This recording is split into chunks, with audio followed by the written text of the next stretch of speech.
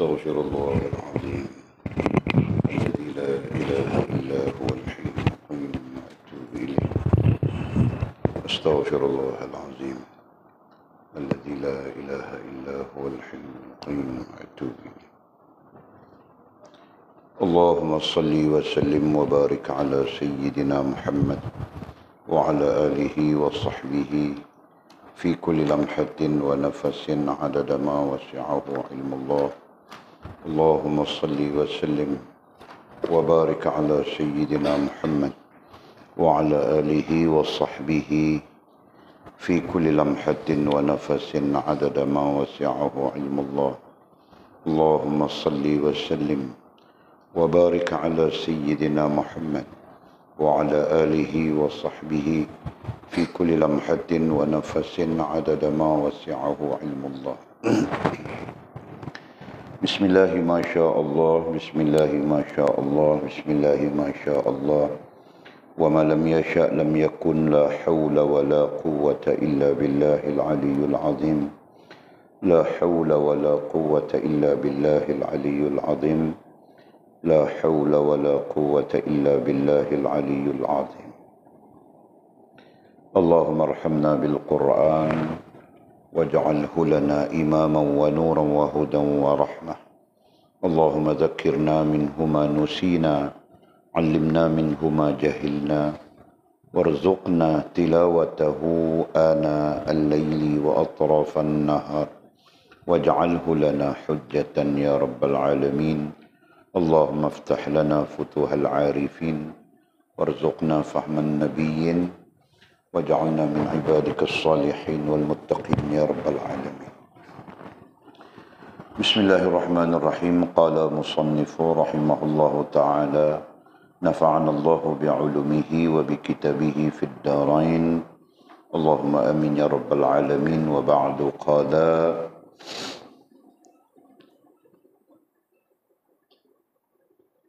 barang siapa mendustakan Nabi. Wa ba'du qala, barang siapa mendustakan Nabi atau menyangkal satu ayat daripada segala ayat Al-Quran yang ijma' segala ulama atasnya mengisbatkan dia, atau menambahi satu kalimah di dalam Al-Quran serta diiktikadkannya akan dia suatu ayat daripadanya, atau meringan-ringankan Nabi dengan menyumpah atau lainnya, atau diringan-ringankan sunnah Nabi seperti bahawa dikata baginya, kerat olehmu kukumu kerana mengerat kuku itu sunnah Nabi. Maka jawabnya, tiada mahu aku mengerat dia, dan jika ada ia sunnah Nabi sekalipun, maka orang itu jadi kafir. Dan barang siapa menghalalkan yang haram dengan ijma' seperti zina dan liwat dan minum arak dan mencuri, atau mengharamkan yang halal dengan ijma' seperti berjual beli dan nikah, jadilah ia kafir. Dan barang siapa menafikan wujub yang diwajibkan dengan ijma' seperti sembahyang 5 waktu dan puasa Ramadan dan zakat dan haji, atau mewajibkan yang tiada wajib dengan ijma' seperti menambahi sembahyang yang ke-6 atau wajib puasa Syawal, maka iaitu jadi kafir. Dan barang siapa mendakwa ada nabi kemudian daripada nabi kita, atau membenarkan orang yang mendakwa dirinya jadi nabi, maka iaitu jadi kafir. Dan barang siapa menukas Siti Aisyah dengan zina, atau mengkafirkan orang Islam dengan tiada takwil, serta dihalalkannya mengkafirkan dia, maka iaitu jadi kafir. Dan barang siapa mencita-cita atas kafir atau ditaklikkannya akan kufur dengan suatu seperti dikatanya, jika binasa hartaku atau anakku, jadi Yahudilah aku atau jadi Nasranilah aku, maka jadilah ia kafir.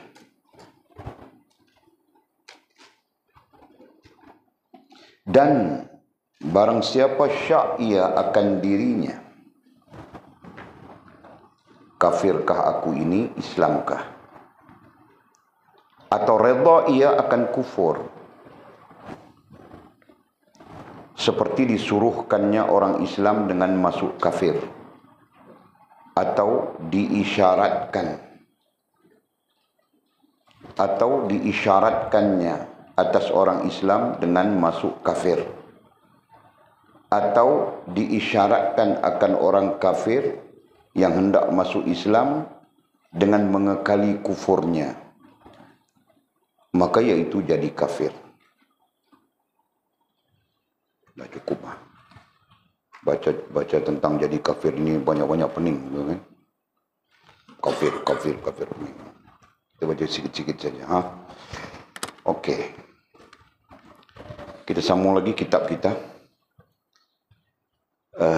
Kita sedang membincangkan fasal yang kedua, panjang lebar kitab ini. Risalah ini pada fasal yang keduanya panjang lebar. Justru fasal yang kedua ini membincangkan perkara-perkara yang membinasakan iman. Nah, ini berarti perkara yang membinasakan iman itu banyak, sangat luas, ya. Walaupun banyak dan luas, sekurang-kurangnya kita mengetahui perkara-perkara yang paling pokok, perkara-perkara yang paling dasar dalam hal-hal yang boleh membawa kepada kebinasaan iman kita, atas nama apa ya? Atas nama supaya kita berada di dalam keadaan iman yang sempurna, ya kan? Tidak mungkin kita sampai kepada sempurna tanpa kita memahami yang boleh menegakkannya, yang boleh membatalkannya, ya kan? Yang boleh mendirikannya, yang boleh merosakkannya.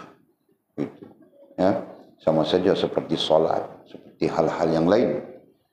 Nah, tidak mungkin sempurna solat kita jika kita tidak mempunyai ilmu tentang bagaimana menegakkan solat itu, apa perkara yang membatalkan solat kita itu, ya kan? Nah, sama saja dengan iman. Jelas ya? Nah, ini bermaksud kita perlu mengerti, kita perlu memahami. Nah, macam mana mau mengerti, macam mana mau memahami, belajar, Pak. Ya kan? Kita perlu belajar apakah perkara-perkara yang mungkin membinasakan iman kita. Seperti mana kita belajar perkara-perkara yang boleh menyebabkan iman kita tertegak berdiri, ya, pada diri kita. Jelas ya? Nah, itu. Okey. Dan kita sudah pun berbincang agak panjang sudah terkait dengan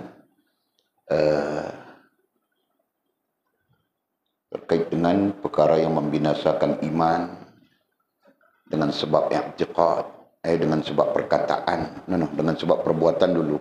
Kita berbincang sudah. Berarti dasarnya ada sudah di sana pada kita, ya. Yang kedua, kita berbincang yang kedua dan mewakili semua jalur. Kita bincang perkara yang membinasakan iman, membatalkan iman dan Islam kita dengan sebab perkataan kita, dengan sebab i'tiqad hati kita, dengan sebab berbantah-bantahan atau bersenda gurau, ya. Semua itu mudah-mudahan membantu kita, ya, dengan penuh faham, dengan penuh sedar, ya. Tidak boleh kita main-main dalam hal iman. Tidak boleh kita buat mudah dalam hal iman. Kenapa? Kerana rosak imanmu, rosaklah Islammu, dan rosaklah ihsanmu. Ya kan? Faham kan? Nah, bila rusak imanmu, rusaklah iman, rusaklah Islam dan ihsanmu. Nah, bayangkanlah ya, bagaimana mungkin iman kita tidak rusak jika kita tidak pernah mengetahui apakah perkara yang merusakkan iman. Paham kan? Nah, itu. Kita jangan mengambil orang sebagai ukuran. Ya, orang banyak, orang ramai, masyarakat kita, umat kita banyak yang tidak tahu perkara-perkara yang membinasakan iman, gitu kan? Kenapa? Karena mereka tidak mempedulikannya, tidak coba untuk memahaminya, mempelajarinya. Justru itu nanti campur aduk saja. Hak dengan batil itu dicampur adukkan dalam kehidupan. Ya kan? Nah. Okey. Jadi kita teruskan dengan perbincangan lanjut. Kata musannif rahimahullahu ta'ala. Nah, ini tajuk baru sebenarnya. Bukan tajuk ya, ini subtopik baru. Kerana topiknya berakhir pada topik pokoknya, topik dasarnya berakhir pada kita dirujukkan dengan 4 ulama itu. Ya, kita dirujukkan dengan 4 ulama ahli sunnah wal jamaah. Pertama adalah Syekh Muzajjid, yang kedua Syekh Ismail Ibn Muqri, yang ketiga Syekhul Islam, dan Syekhul Islam di dalam Raudhut Talib dan syarahnya Asnal Muttalib. Antara kitab Raudhut Talib dengan Asnal Muttalib, nah di situ ada 2 ulamanya ahli sunnah wal jamaah. Satu Imam Nawawi dan satu lagi adalah Zakaria Ansari. Al-Imam Zakaria Ansari rahimahullah ta'ala. Ini adalah ulama-ulama panutan ahli sunnah wal jamaah, di mana mereka menyepakati, ya, mereka sepakat dengan apa yang telah kita bincangkan dari awal sampai di situ. Nah, kalau 4 orang ulama besar ini sepakat, kita mau bantahkah? Ya kan? Kalau 4 orang ulama panutan umat ini sepakat, sebenarnya bukan 4, banyak lagi, ya kan? Tapi didatangkan kepada kita 4 saja. Kalau 4 orang atau mungkin banyak atau mungkin majority, kita katakan begitu, ulama sepakat dengan apa yang telah kita bincangkan, ya, apa mungkin kita membantah? Nah, Walid, buka-buka mata saja, aku tidak membantah, ya, sama sekali tidak membantah, karena itu adalah kesepakatan para ulama, itu adalah kesepakatan para ahlinya, sedangkan kita bukan ahlinya, ya kan? Nah, kau fikir, kau belajar, kau fikir dan kau ikut saja. Faham, Jul? Nah, jangan kita bantah-bantah. Justru membantah nanti apa jadinya? Nah, jika kau bantah, kau sendiri yang rugi. Ya, kau sendiri yang akan terlibat dengan kerosakan iman. Ya, kita jelaskan sudah betapa iman itu meliputi Islam pada kita dan meliputi ihsan pada diri kita, betul? Nah, apabila rusak imanmu, rusaklah Islammu dan rusaklah ihsanmu. Tetapi jika imanmu tidak rusak, sekalipun rusak Islammu, kau mempunyai peluang, ya, untuk memperbetulkan. Apalagi jika rusak ihsanmu, tidak rusak Islammu, nah, kau lebih-lebih lagi mempunyai peluang yang sangat bagus untuk memperbetulkan. Tapi jika rusak imanmu, bukan tidak ada peluang, tetapi kau perlu kembali kepada Allah Subhanahu wa ta'ala, kembali kepada agama secara benar. Nah, itu jelas, ya? Okey. Nah, kita sambung saja. Kata musannif rahimahullah ta'ala, barang siapa mendustakan Nabi, nah, sama saja. Mendustakan Nabi itu kita belajar sudah. Ya kan? Ada berapa? Ada 4 kah? 3 kah? Sifat 3 kan? 4. Nah, baca dulu satu persatu.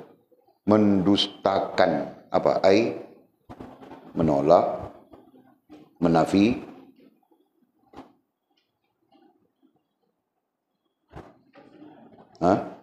mempersenda, membantah. Menolak, menafi, mempersenda, membantah. Nah, itulah mendustakan. Jadi, jika ada 4 sifat itu, mungkin 5, mungkin 6 ya, tetapi kita bercakap yang paling dasar ya. Nanti mungkin kita baca kitab lain lah. Tanda mendustakan Nabi itu ada 10 di datangan begitu mungkin. Ya. Nah, tapi secara dasar sekurang-kurangnya kita faham sudah. Mendustakan Nabi, nah 4 itu. Fas, sebutkan 4 itu Fas. Menafi, menolak, mempersenda, dan membantah. Nah, jangan ada itu pada kita ya. Amin. Ada kitab. Kitab ada. Itulah amin. Ketika kita bagi-bagi kitab, dia tiada. Okey, jangan ada 4 perkara itu ya pada kita terhadap Nabi. Ya. Poin kita sekarang, kita bercakap tentang Nabi. Nabi mengambil tempat, mengambil posisi dalam dasar hidup kita ya. Allah, agama, diri kita. Okey? Nah, Nabi mengambil tempat di sini. Nabi. Okey? Tidak berubah. Allah, diri kita. Okey? Dan Nabi selanjutnya mengambil tempat wasilah. Ya, Allah, wasilah dan diri kita. Nah, tetap tidak berubah. Okey. Jadi kita bercakap tentang mendustakan Nabi tadi ya. Bagaimana mendustakan Nabi? Mendustakan, ya, istilahnya mendustakan Nabi. Istilah di kitab kita. Nah, sekarang apabila kita sebut mendustakan Nabi, berarti mendustakan agama, berarti mendustakan wasilah. Faham tak? Nah, begitu. Apabila kita menyebut, apabila kita mengatakan, apabila kita mendustakan Nabi, nah berarti kita mendustakan agama dan kita mendustakan wasilah.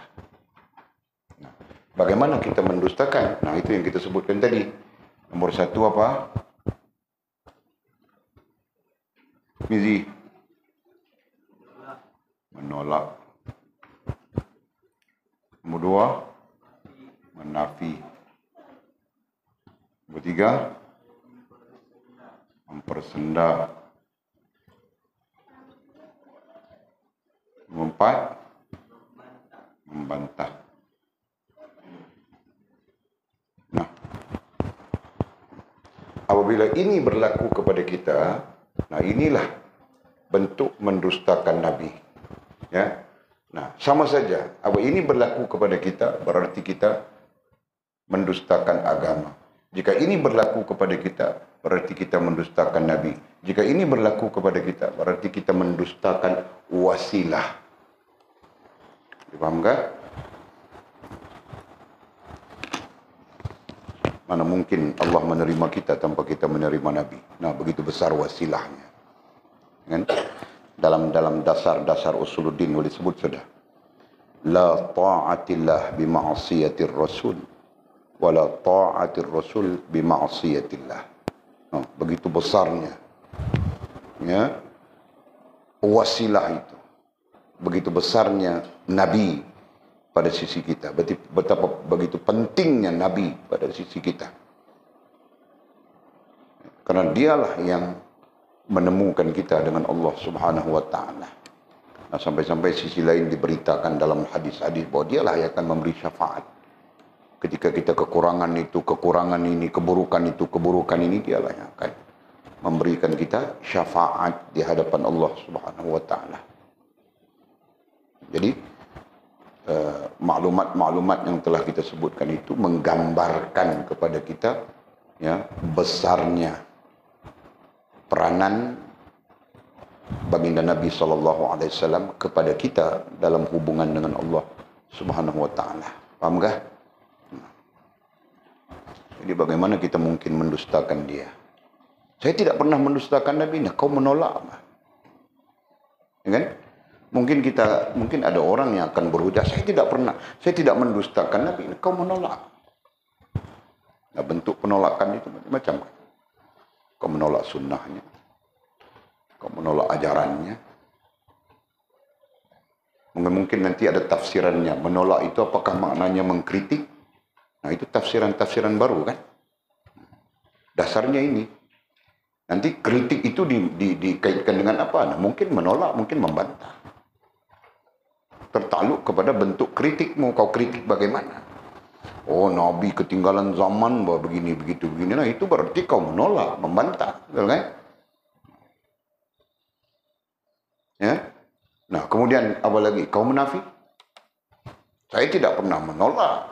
Nah, kau munafik. Ya. Kau munafik apa? Kau munafik apa yang dikhabarkan oleh baginda Nabi SAW mungkin. Atau kau menafikan ajaran-ajaran yang diajar oleh Nabi SAW mungkin. Nah, sebagai contoh, ada ajaran yang tidak perlu sembahyang. Apabila sampai ke hadrat Allah, tidak perlu sembahyang lagi, tidak perlu salat lagi. Ini kau menafikan, Pak. Sedang baginda Nabi kita SAW, salat dia sampai-sampai bengkak kakinya. Itu mau menggambarkan kepada kita bahawa Nabi SAW tidak pernah meninggalkan salat. Bahkan dia Nabi, wasilah kita, ya, dia mendirikan salat. Dia menunjukkan kepada kita model, contoh bahwa dia mendirikan salat. Nah, datang kita tidak mau salat, bah. Bilang sampai sudah pada Allah Subhanahu Wa Taala. Nah, itu menafikan. Contoh ya, contoh menafikan.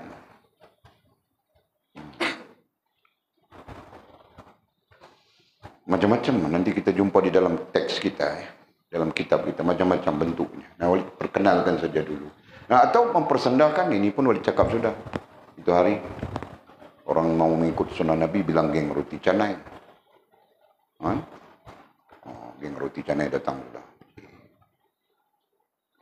Jadi dia mempersendahkan sunnah Nabi SAW. Jadi kalau dia menyebut geng roti canai itu bentuk persendaan. Ya. Nah, bentuk persendaan itu nanti berbagai-bagai. Tidak semestinya begitu. Ada macam-macam bentuknya. Tapi dasarnya adalah cuba mempersendahkan sunnah Nabi SAW. Ya. Nah, ada orang yang mempersendahkan siwak. Ya kan? Walid pernah dengar begitu. Ada kesalahan dari sudut mempersendahkan siwak. Ada kesalahan juga orang yang bersiwak. Kan? Tetapi tetap kita tidak boleh mempersendahkan, gitu kan? Nah, bilang pengotor lah, begitulah. Nah, orang yang menggunakan siwak pun perlu jaga adabnya, ya kan? Jadi dia bukan salah, orang yang bersiwak itu dia mungkin salah dari segi adabnya. Tetapi yang lebih besar salahnya apabila ada orang mempersendahkan, paham nggak?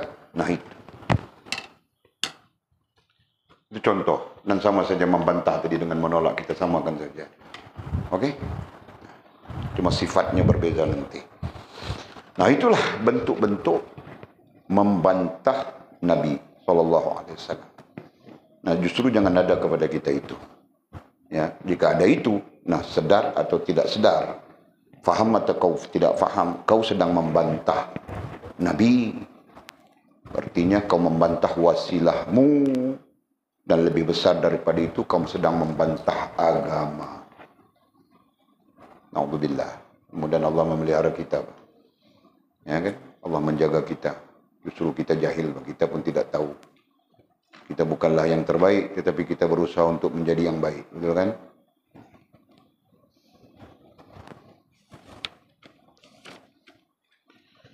Lagi, atau katanya. Atau menyangkal satu ayat, menyangkal satu ayat, bukan banyak ayat, menyangkal satu ayat saja. Ya, Menyangkal apa maknanya ya? Menyangkal, mengkritik, menyangkal, tidak menerima, menyangkal. Nah itu tidak menerima, menolak kan? Semakna saja semuanya. Menyangkal, menolak, menyangkal, menafikan, menyangkal, mengkritik, membantah. Itu sama saja. Satu ayat, bukan banyak ayat, satu ayat saja di dalam Al-Quran. Ya. Atau menyangkal satu ayat daripada segala ayat Al-Quran. Nah, dia menyangkal satu ayat daripada segala ayat. Segala ayat itu merujuk kepada banyaknya ayat. Nah, di sana kita belajar sudah dasarnya. Sekurang-kurangnya secara mendasar Al-Quran itu terbagi kepada berapa bahagian? Nah, pandai fas. Pandai sudah fas sekarang. Nah, sila pulang sudah dia ini hari. Jam berapa sudah? Nah, terbang sudah. Jam berapa? Jam 9. Mudah-mudahan dia selamat sampai aku bimbang saja anak darahku itu, tahukah? Mau hantar Mizi, tolong hantar pun aku tidak percaya Mizi. Mau kasih Jul pun aku tidak percaya Jul. Mau kasih rantau pun aku tidak percaya. Jadi aku kasih cikgu yang hantar.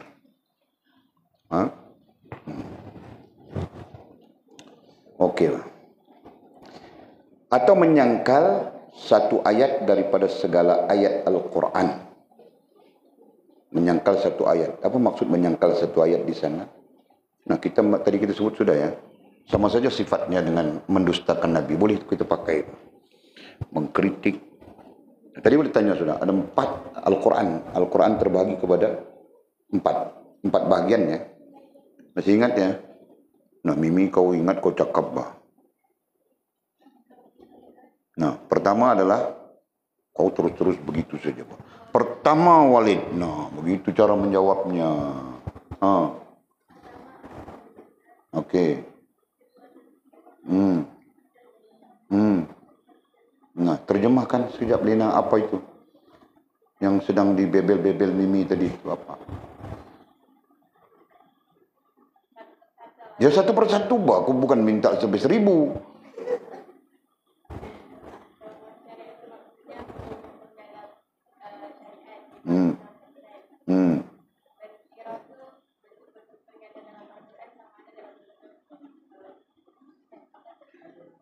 Apa tu?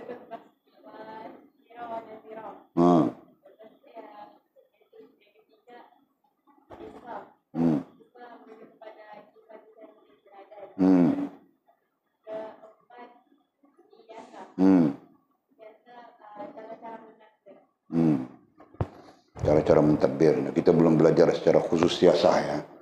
Nah, sekarang musim siasah sudah ini. Nah, kita belum belajar secara khusus. Toga. Okey. Nah, ada 4 bahagian di dalam Al-Quran. Kita tulis. Sekurang-kurangnya. Ya, kita faham sekurang-kurangnya. Kalau ditanya kepada kita, Quran ini 6.666 ayat. Itu sebahagian daripada pendapat yang lain mengatakan 6.424 ayat. Ada juga pendapat mengatakan 6.242 ayat. Nah, itu khilaf ya, kita tidak campur itu.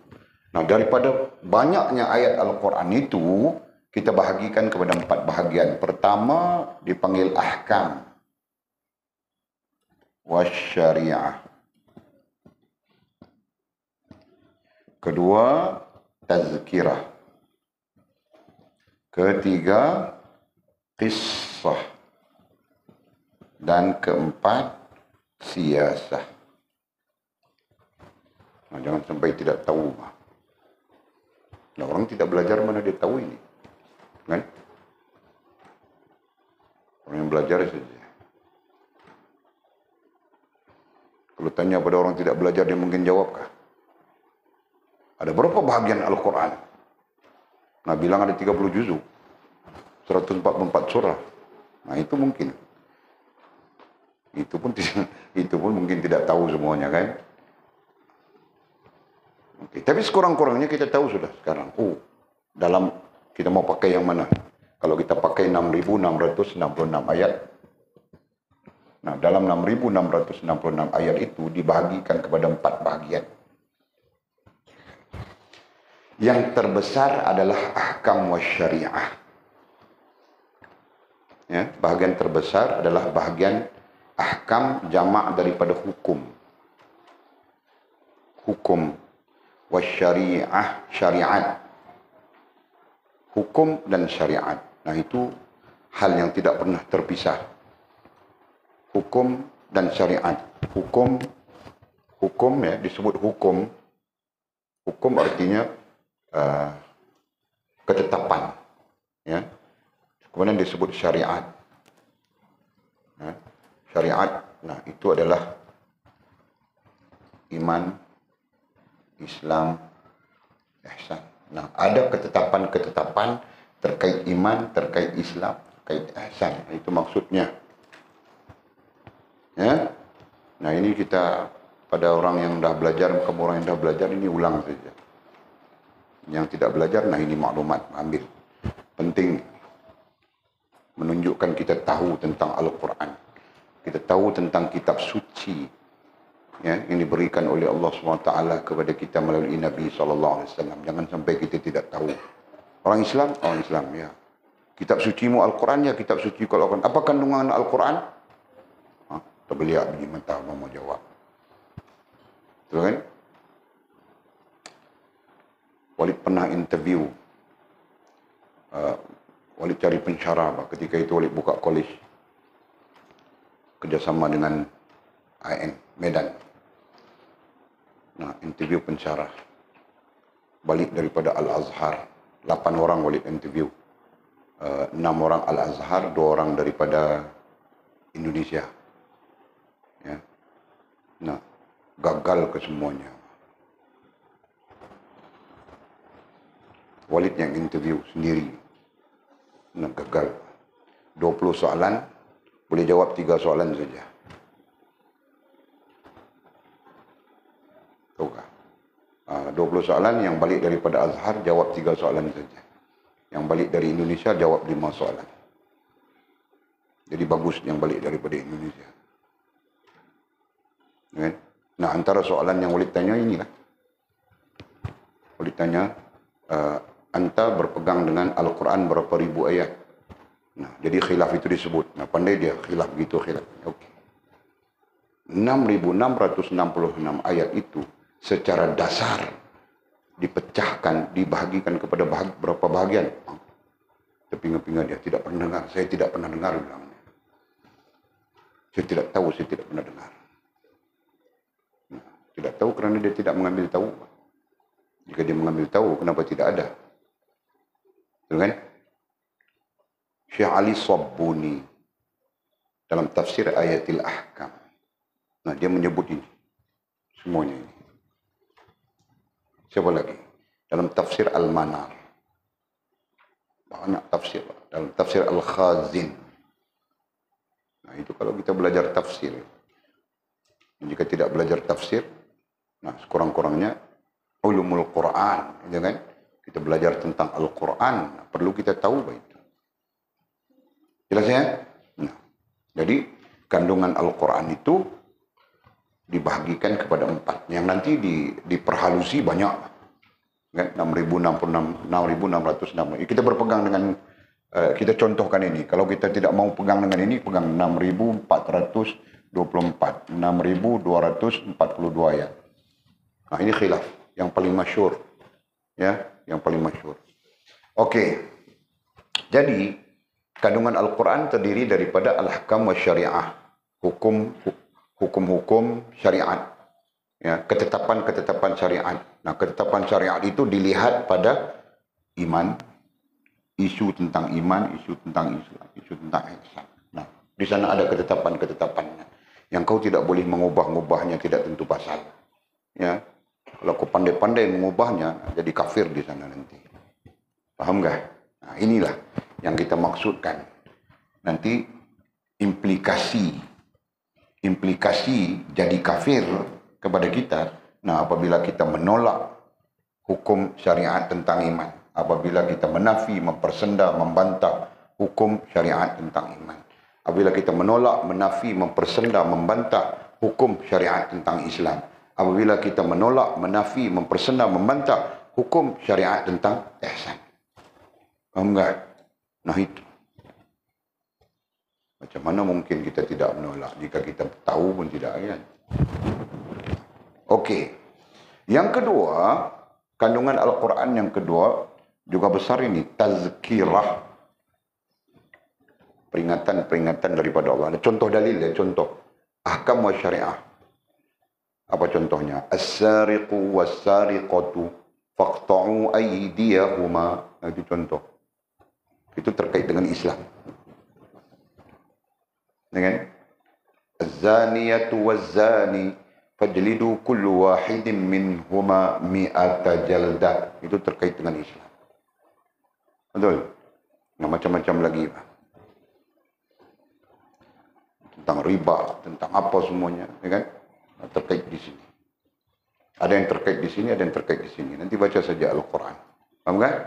Nah, sekarang kalau jika kita paham itu, tahu sudah kita ini ayat tazkirah. Ya, Allah menyebutnya, وَبَشِّرِ الَّذِينَ آمَنُوا وَعَمِلُوا الصَّالِحَاتِ أَنَّ لَهُمْ جَنَّاتٍ تَجْرِي مِنْ تَحْتِهَا الْأَنْهَارِ. Nah, itu tahu sudah kita ayatnya, kategorinya tazkirah. Kan? Nah, ada lagi ayat datang, banyak ayat. Ini boleh contohkan saja. Kullama nadijat juluduhum baddalnahum juludan ghairaha liyadhuqul azab. Kullama nadijat juluduhum, tatkala terbakarlah kulit-kulit mereka. Ini cerita di dalam azab ni, dalam neraka. Tatkala terbakarlah kulit-kulit mereka, baddalnahum juludan, kami menggantikan kepada mereka kulit-kulit yang baru. Baddalnahum juludan ghairaha, kami menggantikan kepada mereka kulit-kulit yang lain yang baru. Kenapa Allah buat begitu? Liyazuqul azab, supaya mereka merasakan azab. Nah, itu kategorinya ayat apa? Ayat Basyirah. Kau sebut ayat apa tadi? Basyirah. Kau yang menyebutnya. Aku pikir kau peka, aku dengar saja. Telinga aku 16, kau tahu kah? Kau ingat telinga aku 2 saja kah? Cakaplah. Pokoknya adalah ayat tazkirah. Begitu bah. Kan? Tazkirah ini nanti terpecah kepada 2. Basyirah, basyiran wa nadhiran. Nah, begitu. Faham tak? Boleh tanya kategori ayat saja dulu. Okey, contoh. Kemudian juga besar, ya, juga bahagian besar di dalam Al-Quran disebut dengan kisah. Nah, banyak juga kisah itu. Ya, ada juga yang menyebut qisasul anbiya. Ya. Tetapi pendapat yang datang kemudian, jika kita menyebut qisasul anbiya, Luqman itu siapa? Jadi persoalan, kan? Walaupun ada ulama yang menyebut bahagian besar daripada Al-Quran adalah qisasul anbiya, adalah kisah para nabi. Tapi para ulama yang datang kemudian, dan mereka mengkritik jika qisasul anbiya, jika kita khitabkan dengan qisasul anbiya, Luqmanul Hakim, bukan nabi dia, kan? Khilaf saja. Siapa lagi?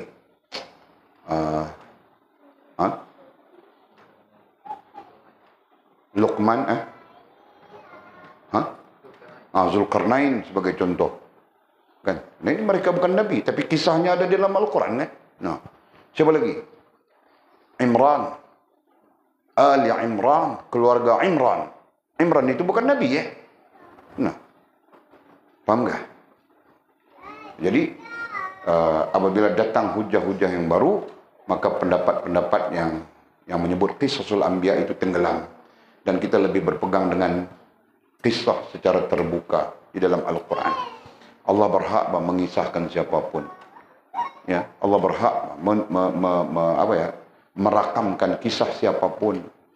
Dan tujuan kisah ini adalah untuk umat Muhammad sallallahu alaihi wasallam mengambil teladan. Ya. Nah, bukan main dengar cerita saja. pandai saja dengar cerita. Nah, sekarang ada apa ya? Ada program bercerita. Nah, bercerita dengan style-stylenya sekali, Pak. Nah, tidak apalah itu untuk budak-budak kan, untuk kanak-kanak. Masalahnya sekarang yang budak-budak tahu cerita, yang tua-tua tidak tahu cerita. Nah, ini yang masalah. Kan? Hah? Yang kanak-kanak kecil-kecil itu pandai saja dia cerita.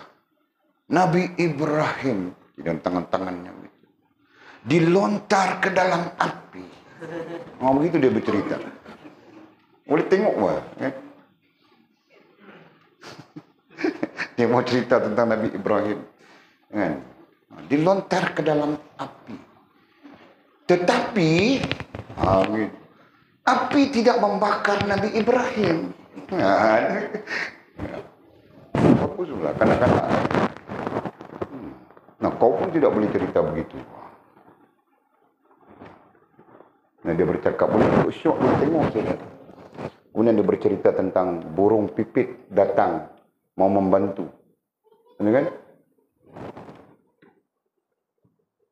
Bilangnya, kau mau bantu, kau apa?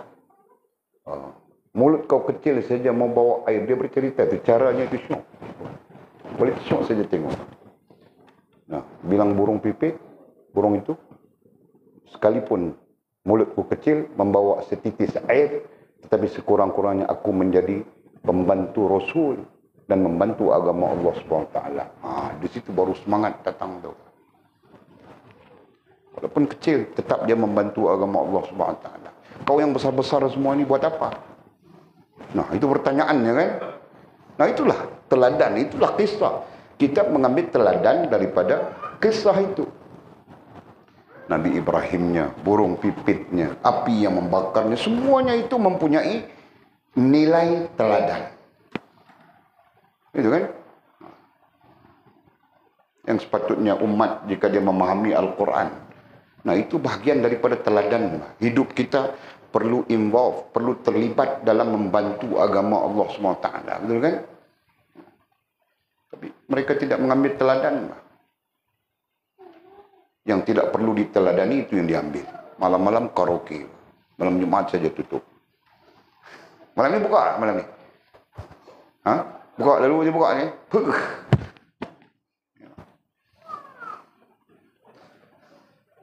Masya Allah. Okey, nah sikit sebanyak ya kisah. Jadi banyak kisah di dalam Al-Quran. Nah, kalau orang perempuan itu perlu melihat kisah Maryam sebagai teladan besar di sana, ya kan? Siapa lagi? Banyaklah kisah. Semua kisah itu teladan saja. Nah, Walid sebut terkait dengan orang perempuan khususnya. Surah, kisahnya Maryam binti apa? Kurutan kau. Maryam binti apa? Kau cakap. Maryam binti apa? Maryam binti apa? Ini menantu. Menantu pun tak tahu apa. Maryam binti Imran Nasibik menantu tahu apa. Anak belum tentu tahu, menantu tahu. Okay, Pak. Maryam binti Imran. Itu keluarganya Imran kita sebut tadi kan. Okey. Apa aku cerita tadi? Kisah, okey. Selesai sudah ya, sikit sebanyak. Nah, terakhir adalah siasah. Siasah ini, jika kita memberikan definisi yang agak umum, siasah adalah tata cara mengatur diri, mengatur masyarakat, mengatur negara. Nah, itu siasah. Ya, tata cara mengatur diri kita, mengatur masyarakat kita, mengatur negara kita. Dan apa-apa yang terkait dengan sifatnya mengatur diri, mengatur masyarakat, mengatur negara, nah itu dipanggil siasah. Ya. Berdasarkan kepada hadis Nabi SAW, di sana pun ada juga niyabatan 'anil nubuwan hirasatid din wa siyasatid dunya bi. Ya, siasah dunia. Berarti mengatur kehidupan kita di dunia secara diri kita sendiri, secara masyarakat, secara sebuah negara. Itu kan, nah tata cara, tengok tata cara sekarang negara sedang mau pilihan raya umum PRU 15, ya. Ini adalah bagian daripada tata cara mengatur negara, betul kan? Cuma masalah kitanya, tata cara mengatur negara kita di dalam negara kita, tata cara mengatur negara kita di dalam negara kita masih mengikut penjajah, tahu kan? Ya. Karena kita tidak mencapai klimaks untuk merubah sistem. Nah, kita masih lagi memakai sistem penjajah. Siapa penjajahnya, Jul? Negara kita. Kau jangan kacau Bamizi, ku tampar kau nanti. Ku tanya Jul tu. Kau tidak tahu siapa penjajahnya, Jul? Ish, kau ni, Jul. Siapa penjajah negara kita? Fas. Nah, inilah generasi baru kau tengok. Sampai siapa menjajah kita pun tidak tahu.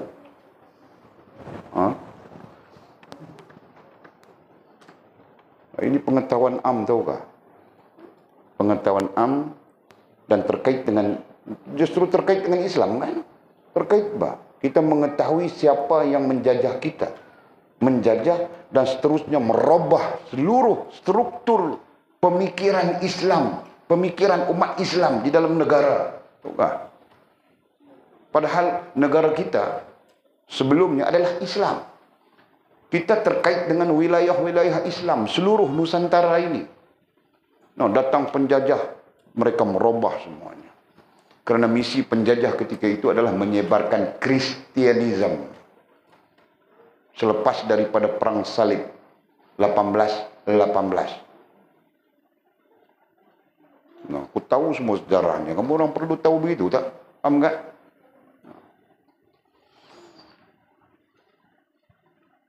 Jadi apabila mereka menerima kekalahan yang begitu besar dalam Perang Salib Salahuddin Al-Ayyubi,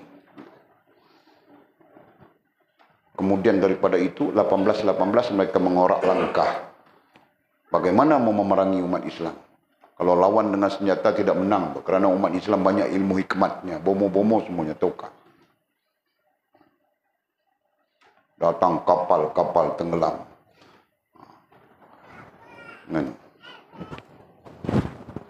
Walid cek bilang ilmu hikmat terkait dengan Allah SWT punya kuasa, betul kan? Nah. Jadi tidak mampu mereka melawan umat Islam. Ya.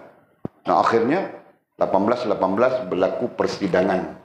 Tahun 1818 ya. Berlaku persidangan apa yang kita mau sebutnya? Persidangan dipanggil apa ketika itu? Eropah ini. Masyarakat Eropah ini, kan? Ada namanya itu. Dan yang mempengurusikan persidangan itu adalah Gladstone namanya. Perdana Menteri British pada ketika itu. Nah, dia yang mempengurusikan dan dia yang membacakan deklarasi. Dipanggil deklarasi 1818. Deklarasi 1818 menyebut apa? Ya. Deklarasi Gladstone. Ini gabungan Yahudi, Kristian yang memusuhi Islam. Nah, menyebutnya, umat Islam tidak boleh diperangi dengan senjata. Umat Islam tidak boleh diperangi dengan senjata. Lalu mereka dalam deklarasi itu, mereka memerangi umat Islam dengan 3 senjata. Tidak boleh diperangi dengan senjata fizikal, fahamkah? Nah, perang kalah saja. Umat Islam mau mati, mereka takut mati. Tentu ada beza, kan? Faham kami, Zi? Kau mau pukul Walid. Walid tidak takut mati, tapi kau takut mati. Macam mana? Nah, kau kena sebiji saja, kau lembek sudah. Walid kena 10 biji pun, Walid tidak heran, aku tidak takut mati. Nah, begitulah keadaannya umat Islam. Ya. Pada ketika itu, bukan sekarang. Sekarang, umat Islam lagi takut mati, Pak. Nabi sebut sudah dalam hadis sahih itu, kan?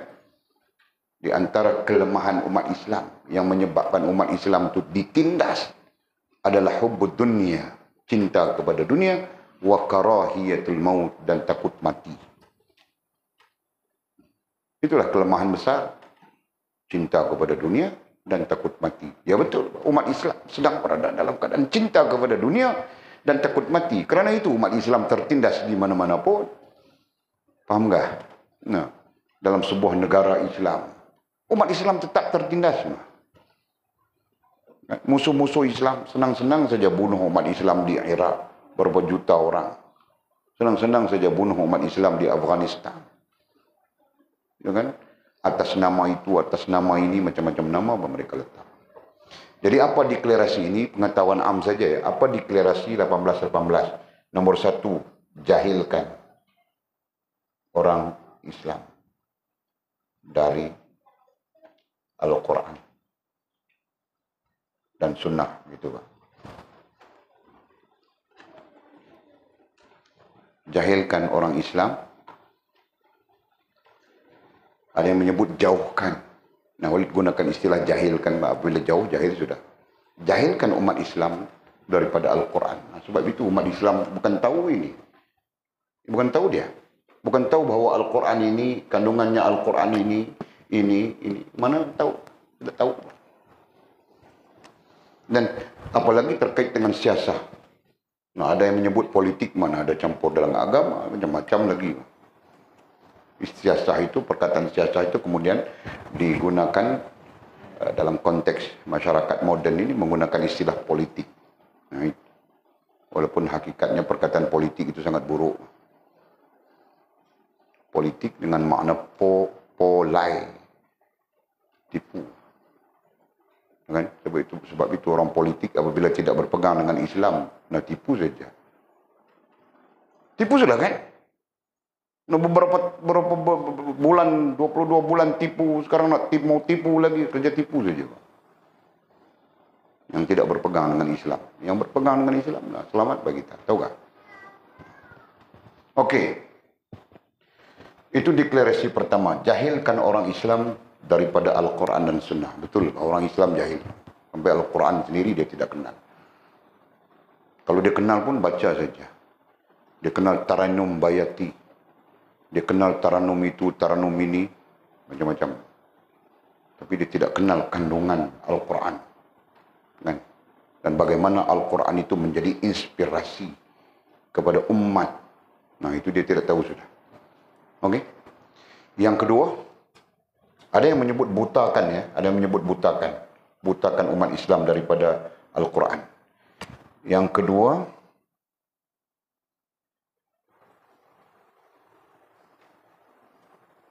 jauhkan mereka dari ulama. Daripada ulama. Nah, akhirnya wujudlah umat Islam yang benci dengan ulama. Macam-macam perkataan yang dilemparkan kepada para ulama. Kan? Tadi boleh tengok satu Facebook. Muda-muda, orang muda-muda saja pakai tudung. Yang laki-laki, yang perempuan pakai tudung biasa. Yang pakai tudung skaf-skaf itu kan. Nah, terkinja-kinja menari sambil minum arak. Siapa yang link dengan Walid nanti dapat Walid share kan. Oh, minum arak. Orang tanya, minum arak ni apa pandangan tentang arak ni?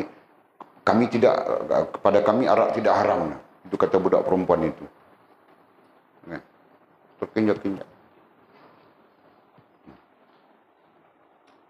Kemudian rentetan di belakang disebutkan, nah inilah balanya apabila jahil buta Al-Quran, ulama dihina. Nah itulah balanya. Wujudlah manusia-manusia yang syaitan, gitu kan? Nah, kita belajar sudah tentang syaitan manusia. Nah itulah contohnya syaitan manusia. Paham tak? Dan yang ketiga, sogok dengan hiburan. Jadi umat ini disogok dengan hiburan. Macam-macam hiburan ada kita. Ya. Hiburan untuk itu, hiburan untuk ini, hiburan macam itu, macam ini. Idol tak idol, Malaysian idol, biawak idol, kucing idol, babi idol, semua ada. Right? Lepas itu apa? Dalam konteks kebangsaan, orang tua-tua yang menyanyi itu dipanggil apa? Kilauan emas. Nah, itu dalam konteks kebangsaan kan? Kilauan emas, sibuk mau nyanyi, orang tua-tua mau nyanyi. Makcik-makcik pun di dapur pun pegang senduk saja. Nah, nyanyi dia. Lagu Saloma tarik dia. Nenek-nenek mau masuk kilauan emas.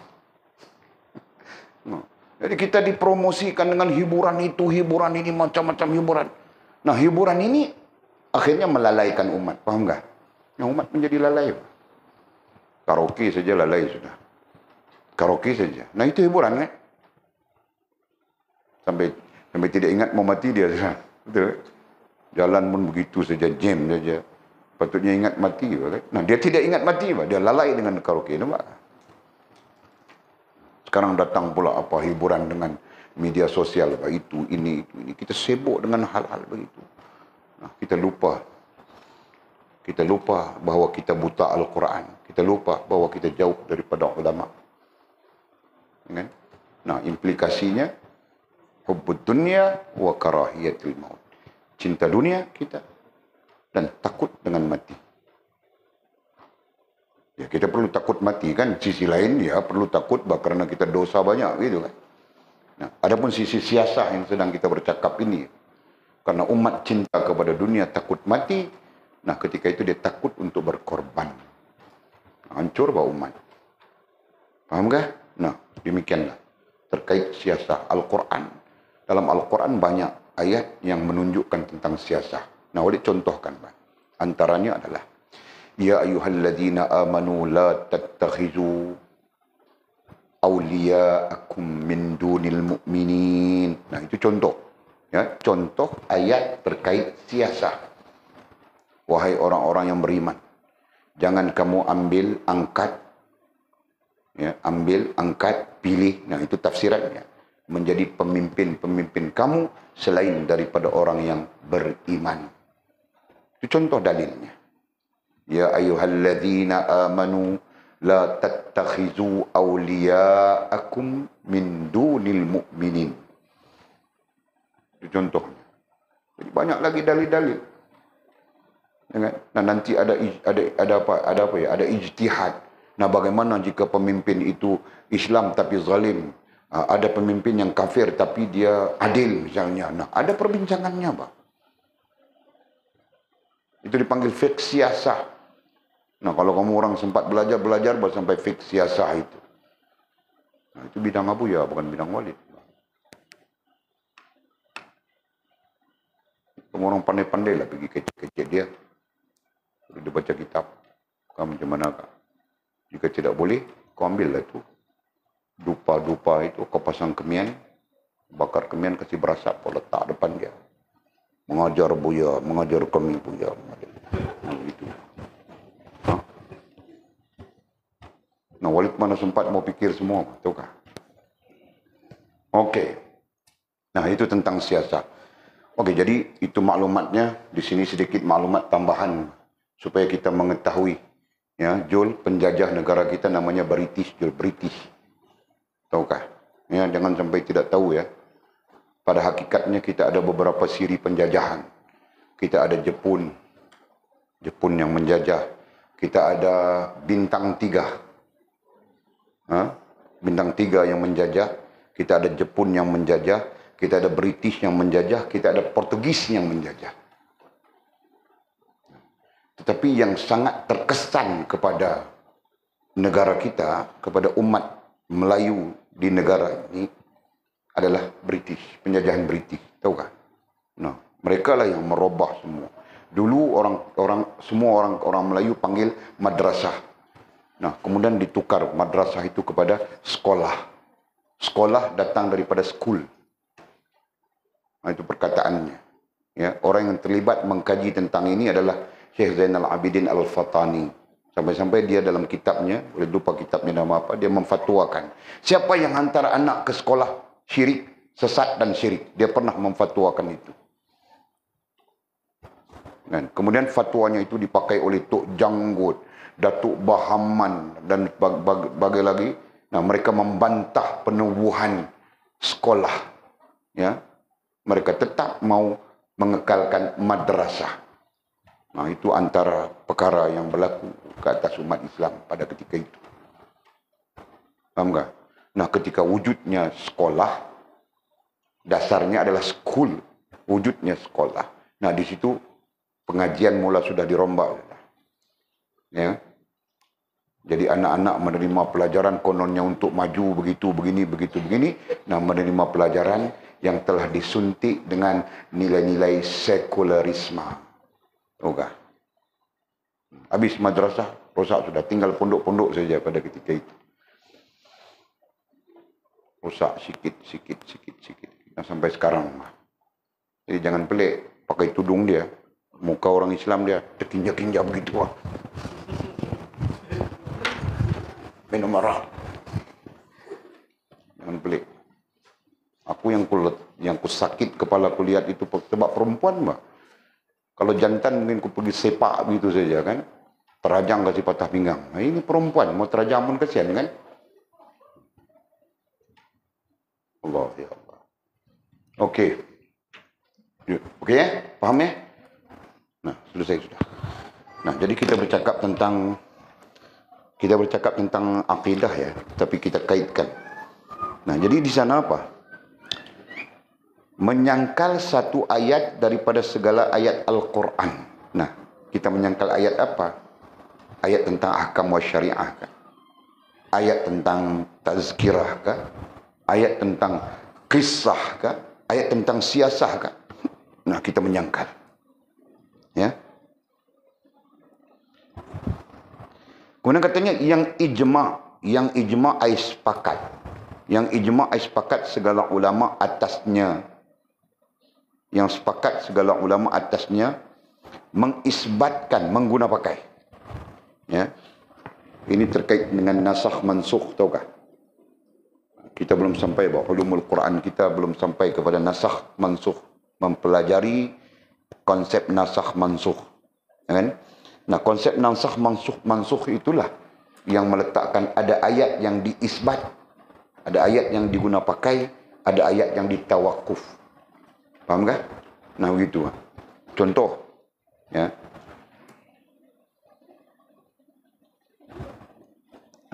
Ayat yang kita guna pakai dalam hal nikah kawin sebagai contoh, ya. Yang kita pakai, yang kita isbat adalah fankihu ma taba lakum minan nisa masna wa sulasa wa ruba'. Itu yang kita, para fuqaha kita isbat. Faham tak?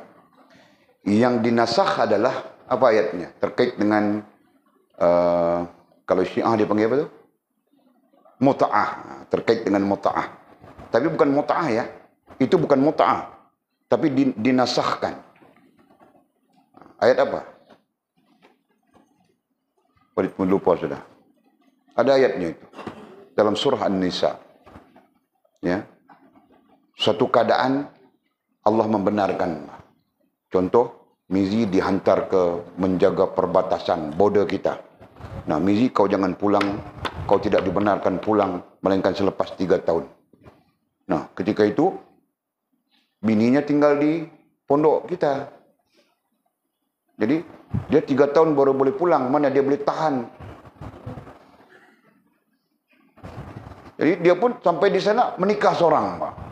Ketika dia menjaga sempadan di sana, dia berjumpa dengan orang asli yang rambut kerinting-kerinting itu. Nah, dia pun menikah dengan orang asli itu.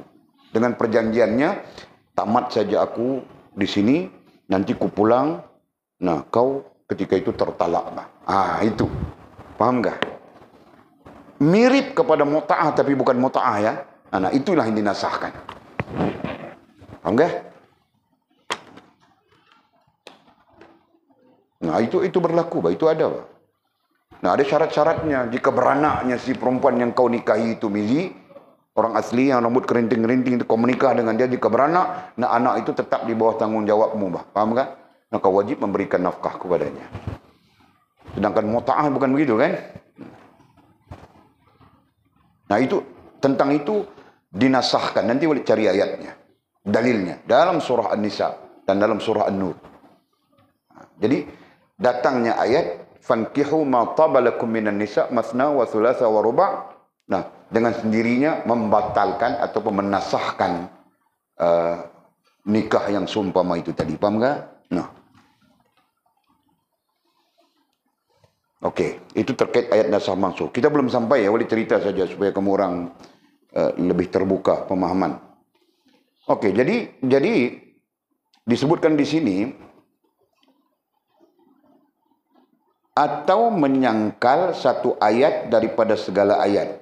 Satu ayat saja, bukan banyak ya, satu ayat daripada segala ayat Al-Quran. Mana-mana ayat tidak kira apa. Yang ijma' ya sepakat segala ulama atasnya, mengisbatkan dia. Ya, para ulama mengisbatkan, mengguna pakai ayat itu. Faham tak? Nah, contoh boleh sebutkan tadi sudah. Para ulama mengisbatkan ayat itu, sepakat para ulama. Okey? Nah, kita menyangkalnya. Datang si rantau, mana boleh. Ini ayat fankihu ma tabalakum min nisa, tidak boleh dipakai ini. Saya sangkal ini, saya tidak terima ini. Saya mau pakai yang itu. Yang mana? Yang nasakh itu. Misalnya. Faham kah? Ketika itulah terkait dengan hal yang kita sebutkan di sini. Nampak sudah? Nah, itulah maksud menyangkal.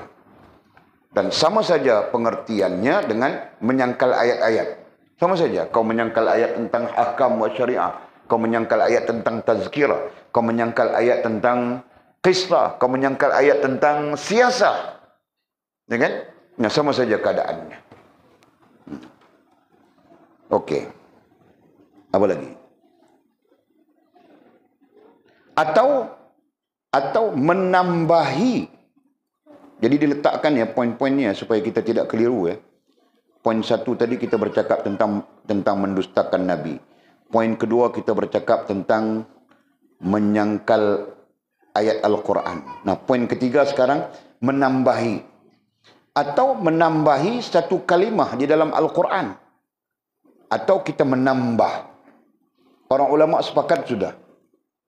Ya, Al-Quran yang kita guna pakai sekarang, nah itu Al-Quran yang disepakati. Bukan kita, sahabat-sahabat Nabi radhiyallahu anhum ajma'in sepakat sudah. Faham tak? Ya. Al-Quran pada awalnya tertulis, pada awalnya dihafal saja. Okey? Pada awalnya dihafal, orang ini hafal begini, orang ini hafal begitu, orang ini hafal begini, begitu di kalangan para sahabat Nabi radhiyallahu anhum ajma'in. Dan mula ditulis dan dibukukan pada zaman Sayyidina Utsman. Ya. Radhiyallahu taala anhu. Pada zaman Sayyidina Utsman, Khalifah Utsman radhiyallahu taala anhu. Nah, pada ketika beliau menjadi khalifah, nah dialah yang memerintahkan supaya Al-Quran itu dibukukan. Faham tak? Nah, ketika itu para sahabat sepakat sudah. Inilah ayatnya, inilah ayatnya, inilah ayatnya, inilah ayatnya, ini sehingga tersusun dalam satu buku, satu naskah yang kita sebutkan sebagai naskah Al-Quran. Faham tak? Nah, datang para sahabat sepakat. Betul, selesai sudah. Datang para tabi'in kemudiannya sepakat. Okey, betul. Tidak ada pertambahan. Sampai kepada kita sekarang, Pak. Faham tak? Nah, sekarang kita ada naskah Utsmani. Dikatakan bahawa naskah Utsmani itu adalah naskah yang paling benar. Datang pada sisi Sayyidina Utsman yang memerintahkan. Kan? Tidaklah bermakna naskah lain tidak benar. Kita ada naskah Baghdadi. Kita ada naskah Utsmani. Kita ada naskah Kufi. Kita ada naskah apa lagi? Basri. Dan ada naskah Misri. Sekurang-kurangnya dalam pengetahuan Walid 5 naskah. Yang berbeza-beza itu. Faham tak? Tapi apabila berlaku kesepakatan, nah semuanya sama saja. Yang mungkin berbeza adalah dipanggil apa ya? Qiraatnya. Ya kan? Disebut sebagai qiraatnya. Qiraatnya saja berbeza. Nah, nanti kalau kau baca Baghdadi begini mah. Bila sebut qiraat berarti mungkin tandanya, gitu kan? Tanda-tandanya itu berbeza. Betul nggak? Kau buka Quran Baghdadi, kau buka Quran Osmani, kau tengok. Dengan Quran Baghdadi penuh dengan tanda. Quran Osmani ada tanda yang dihazafkan.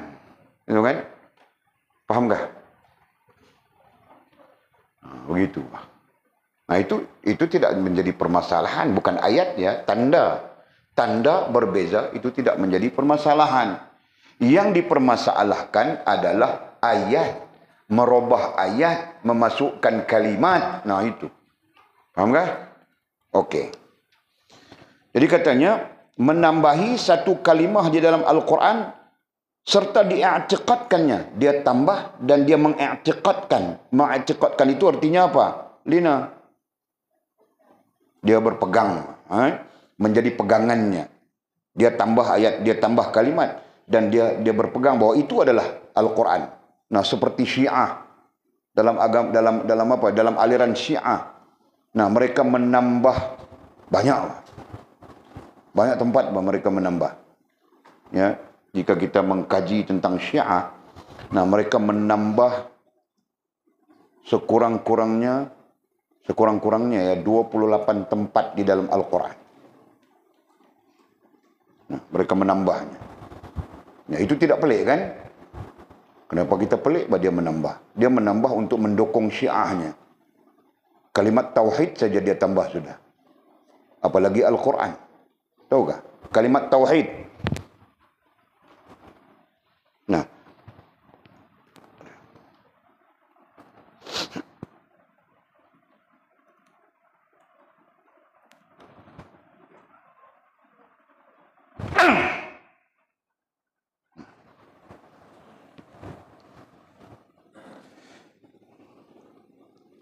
Jangan peduli ya. Okey. Kalimat tauhid boleh bercakap tadi ya. Boleh bercakap tadi tentang kalimat tauhid. Nah, kalimat tauhid saja di dalam aliran Syiah mereka menambah sudah. Nah, jika syahadat kita asyhadu an la ilaha illallah wa asyhadu anna Muhammadar Rasulullah. Selesai sudah kan? Selesai sudah. Nah, dia bukan asyhadu an la ilaha illallah wa asyhadu anna Muhammadar Rasulullah wa asyhadu anna Ali waliyullah. Apa lagi? Wa asyhadu anna Aisyah finnar, macam-macam tambahannya di sana. Nah, itunya Syiah ditambah, tahu tak? Faham? Nah, jika kita ahli sunnah asyhadu an la ilaha illallah wa asyhadu anna Muhammadar Rasulullah, betul kan? Nah, tidak ada lagi lepas itu. Syiah antara tambahan wajibnya, antara tambahan dia mewajibkan kalimat syahadahnya, kalimat tauhidnya begitu. Asyhadu an la ilaha illallah wa asyhadu anna Muhammadar Rasulullah wa asyhadu anna Ali waliyullah wa asyhadu anna Aisyah la'natullah. Macam-macam berjela-jela dia.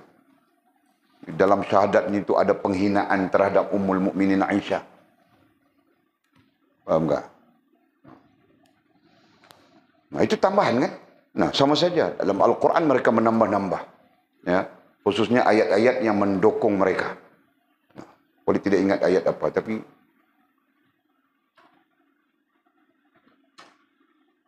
wabtaghinal wasilah. Macam mana bunyi ayatnya?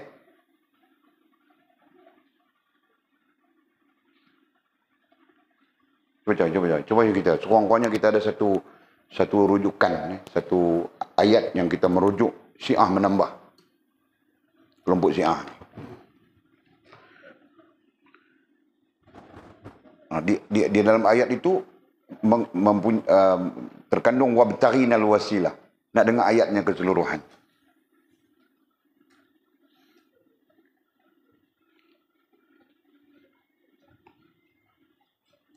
Bagaimana Syiah menambahnya. Ini Walid mau contohkan saja. Nanti kalau kamu orang belajar tinggi-tinggi lagi, nah buat kajian.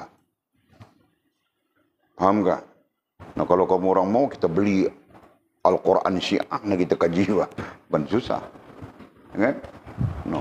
Pondok ini sampai kajian tentang Syiah. Biar apa? Pedulikan orang. Kita mau kaji saja, mau tahu saja. Supaya ketika kita membantah Syiah, kita mempunyai hujah, tahu kah? Ketika kita membantah Wahabi, kita mempunyai hujah. Jangan bantah bodoh begitu saja. Wabtaghinal wasilah. Dalam ayat tu, itulah kandungan ayat itu antaranya. Cuma tak ingat.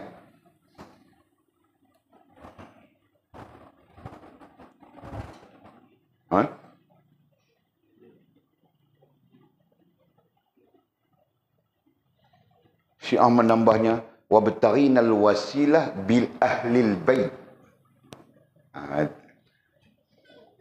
Dia mengkhitabkan ahlil bait di situ. Lagi ayat-ayat tentang ahlil bait banyaklah Syiah dia mereka-reka dia menambah.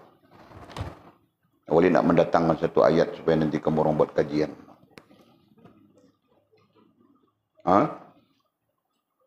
Ada ayat wabtaghinal wasilah tu ada kan?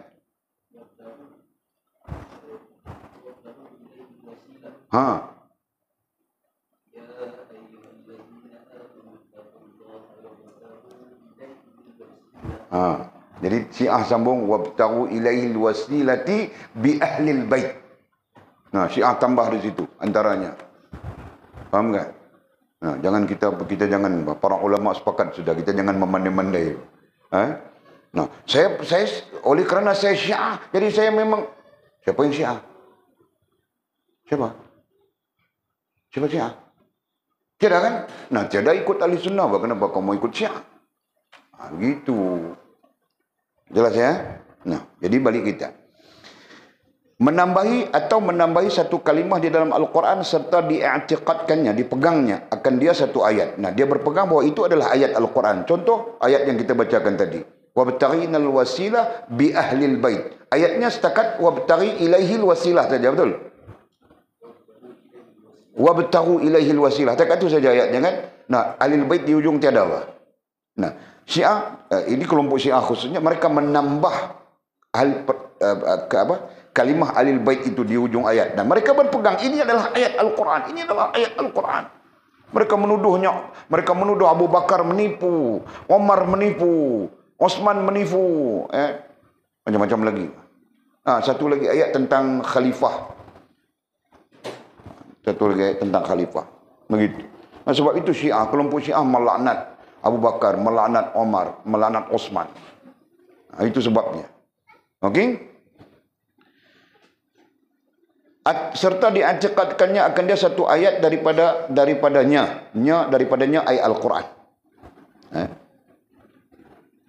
Serta diiktikadkannya ayat yang ditambah, kalimat yang ditambah itu dipegang sebagai satu ayat daripada Al-Quran. Jadi sebelum kita lanjutkan, ketiga-tiga itu 1, 2, 3 poin kita sebut sudah tadi ya. Satu, mendustakan Nabi. Kedua, mengisbatkan. Kedua, menyangkal ayat Al-Quran. Yang ketiga, menambahi kalimah di dalam Al-Quran. Semua itu menyebabkan jadi kafir. Itu dulu boleh disebutkan. Ya. Semua itu boleh menyebabkan jadi kafir. Jelas ya? Terus. Sebab dia atau saja. Kemudian katanya, atau meringan-ringankan Nabi dengan menyumpah, menyampah. Dua. Pakai dua kalimat.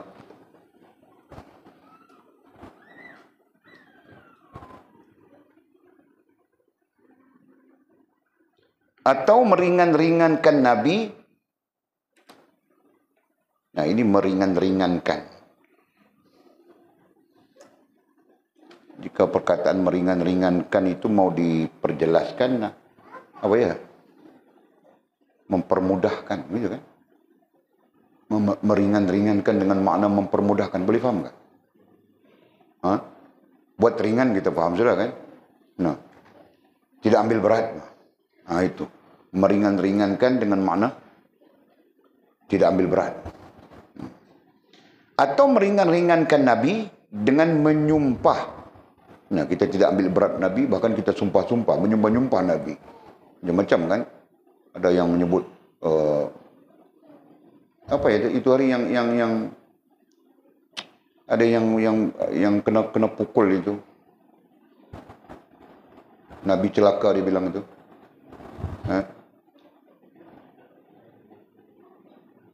Nabi celaka dia katakan. Dia kata Nabi celaka lah apalah itu. Itu contoh lah tu.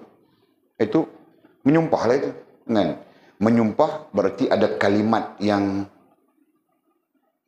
menjatuhkan baginda Nabi SAW. Menyampah, nah itu satu hal yang lain.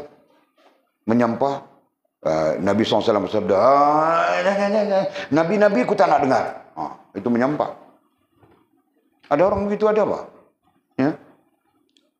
Nah, jika tidak Walid bukan fikir ini malu kah? Nah, walaupun tidak perlu malu bah. Kaum keluarga Walid pun ada yang begitu bah, tahukah? Kaum kerabat saja. Di kampung sana. Bila kita bercakap, kau sikit-sikit baca hadis, sikit-sikit baca hadis, sikit-sikit baca hadis, menyampah. Itulah menyampah. Jadi tidak suka kita baca hadis Nabi, tidak suka kita baca ayat Al-Quran. Nah, kita ketika berhujah mau baca apa? Kita pahaman kita, pegangan kita, Al-Quran adalah petunjuk, hadis adalah penunjuknya. Gitu kan? Nah, justru kita berpegang teguh dengan petunjuk dan penunjuk. Nah, ketika kita melontarkan petunjuk dan kita membacakan penunjuknya, nah mereka marah-marah kita. Seperti apa yang kita baca itu, apa yang kita mau cakap itu tidak perlu. Itulah menyampah. Paham tak? Jadi jangan ada itu kepada kita ya. Apalagi menyumpah. Menyampah dan menyumpah jangan ada. Kenapa? Nah, boleh menyebabkan kita jadi kafir. Na'udzubillah min dzalik. Terus.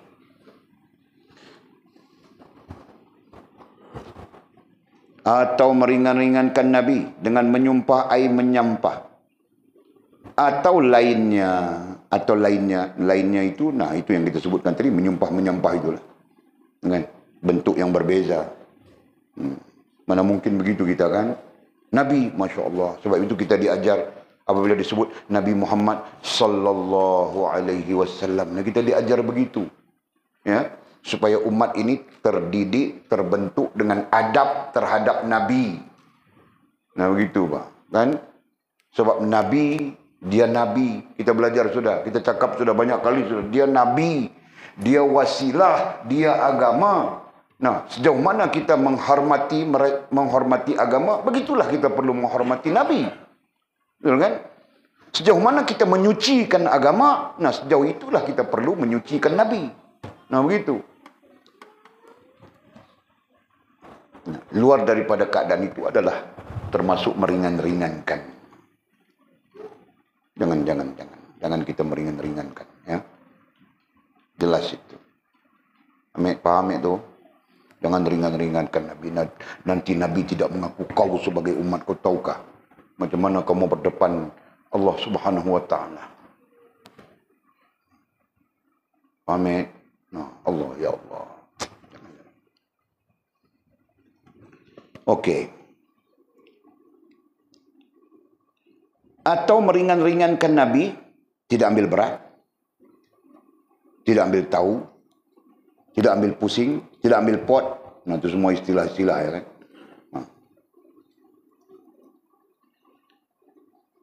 Dengan menyumpah ai menyampah, sebut sudah tadi, atau lainnya itu berbagai-bagai bentuknya. Okey? Lagi, atau diringan-ringankan sunnah Nabi. Nah, jadi meringan-ringankan Nabi itu satu hal, meringan-ringankan sunnah Nabi itu satu hal yang lain. Nah, itu perlu difahami. Ya. Mungkin kita boleh tambah, meringan-ringankan Nabi itu dengan makna tidak mengambil tahu hubungan dengan Nabi. Nah, boleh tambah di situ pencerahannya. Tidak ambil tahu, tidak ambil peduli hubungan dengan Nabi. Nah, betul bah, orang sekarang, generasi-generasi kamu orang yang tumbuh sekarang, mana dia peduli hubungan dengan Nabi? Mana dia ambil tahu? Mungkin mak bapaknya pun tidak ambil tahu bah. Datang anak mau ambil tahu kah? Betul kan? Mak bapaknya tidak ambil tahu. Macam bagaimana mak bapak, neneknya, atuk neneknya tidak ambil tahu. Atuk neneknya tidak ambil tahu, mak bapaknya tidak ambil tahu. Mak bapaknya tidak ambil tahu, macam mana dia mau ambil tahu? Begitu, Mak. Pertalian. Tidak ambil tahu, tidak ambil kisah, tidak peduli. Ya kan? Jika dia ambil tahu, ambil kisah, ambil peduli, tidak mungkin dia menari terkinja-kinja sambil minum arak, Pak. Nah, aku marah ni, aku terkesan dengan gambar aku tengok tadi. Facebook tu. Rasa seperti Nabi kita dihina, tahukah? Agama kita dihina. Okey. Atau diringan-ringankan sunnah Nabi. Nah, sekarang tentang ringan. Tentang meringan-ringankan sunnah Nabi. Ini satu bahagian. Karena sunnah itu kita belajar sudah ya. Yang dinamakan sunnah itu apa, Mizi?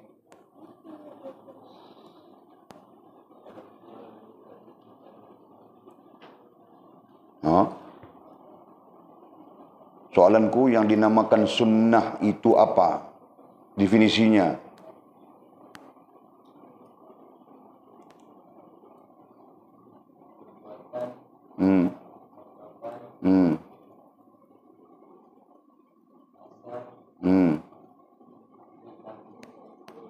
Ulang-ulang. Apa?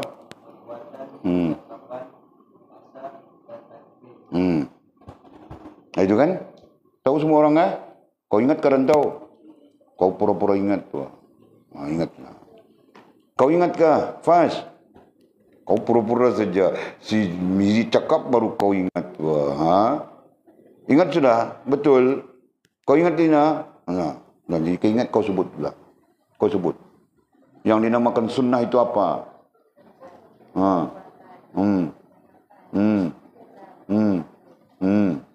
kau kasih penjelasan. Atul. Pertama bilang si Fas, sunnah itu pertama adalah perbuatan, kau bilang begitu kan? Perkataan. Mana dulu? Perbuatan bilang si Fas. Okey. Apa perbuatan itu, contohnya apa?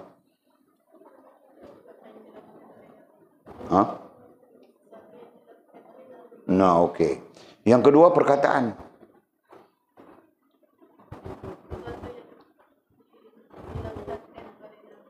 Sesuatu yang kau guna istilah yang muda-muda apa?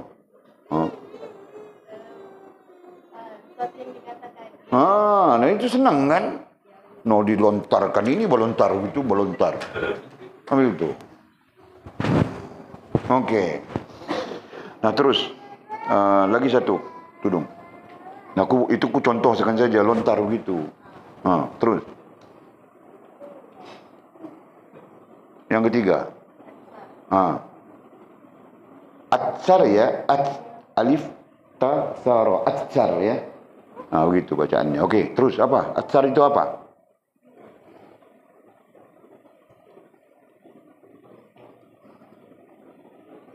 Nah, kantui sudah.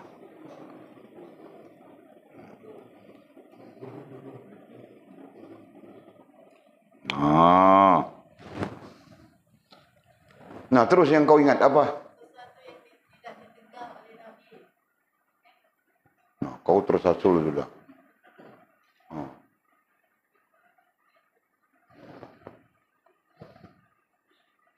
Nah, yang keempatnya apa?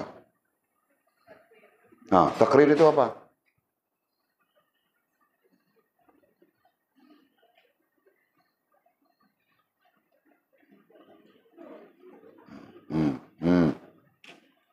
Nah, sudah, kau makan masa banyak. Silinah. Mana si Farah Izzati? Itu pun tiada, dia kuliah tidak hadir.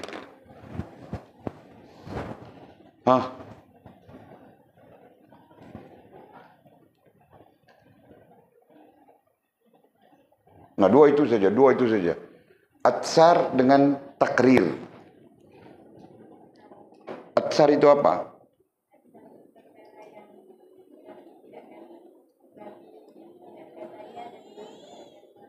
Nah, takrir itu apa? Nah, tekan tu ya, Pak.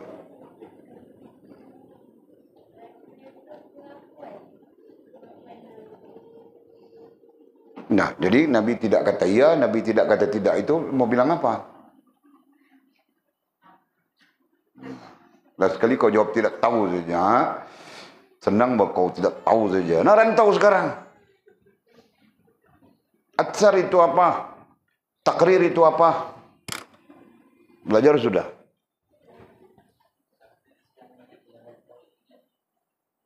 Nah, aku tidak kira kau ingatkah, kau tidak ingatkah, aku minta jawab, kau jawab bah sekarang.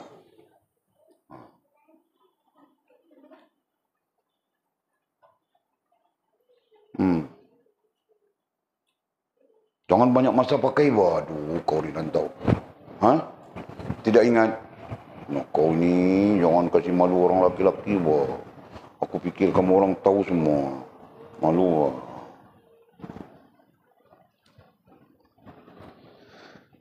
Jadi siapa yang mau jawab ini sekarang? Semua kantui saja. Nah, Mama mau jawab.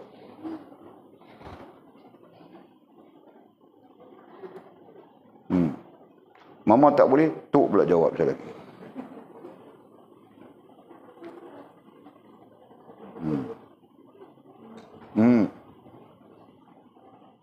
Atsar itu apa? Takrir itu apa?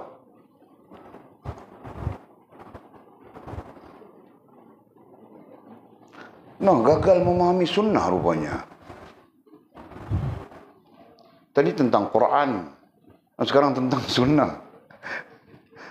Sudah dijelaskan dalam Fathur Rahman, sudah aku jelaskan di dalam Asasul Usul, mendasari ilmu, mendasari pengajian kita.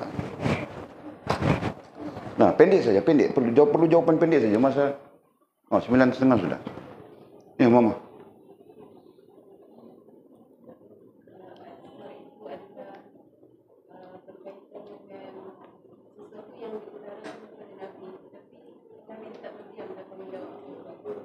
Bagaimana dengan takrir? Itu takrir sebenarnya. Nabi tidak mengiyakan, Nabi tidak mengatakan tidak, Nabi tidak mengatakan ya, itu dipanggil takrir.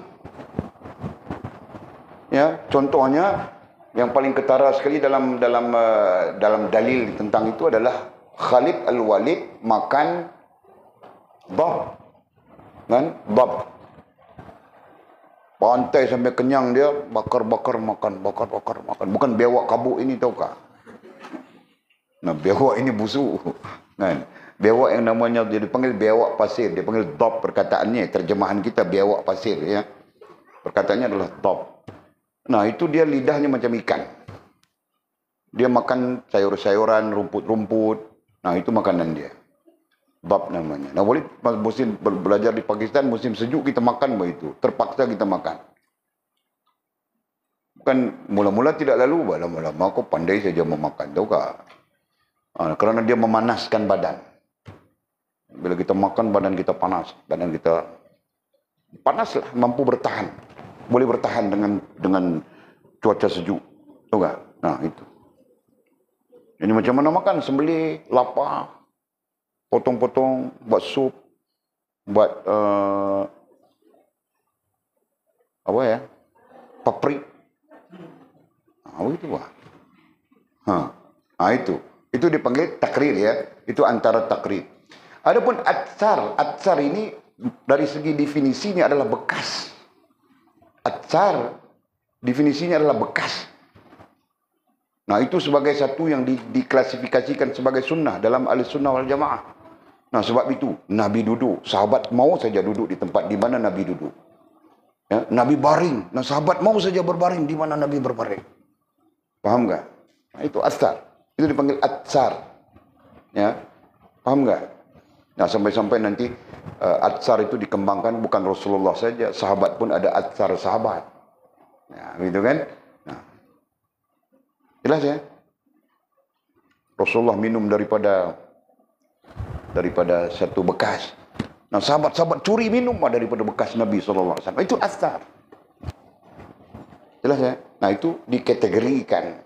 Walaupun skupnya kecil, tetapi dikategorikan sebagai sunnah. Paham nggak? Nah, itu. Oke. Nanti kita bincang panjang di waktu lain. 9:30 dah. Jangan silap sudah, ha? Jangan silap ya.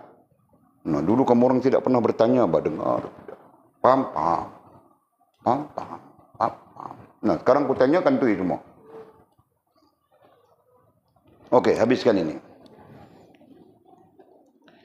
Atau diringan-ringankan sunnah Nabi. Diringan-ringankan sunnah Nabi, dah kita dapat sudah 4 itu kan. Meringan-ringankan perkataan Nabi. Meringan-ringankan perlakuan Nabi. Meringan-ringankan atsar. Nah, kan? Nah, itu orang ada penyimpan atsar Nabi SAW.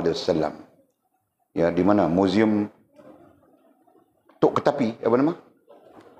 Ha? Toko Kapi. Tok Kapi. Namanya Museum Tok Kapi di Turki. Nah, banyak menyimpan atsarnya baginda Nabi SAW. Nah, itu pun dilarikan.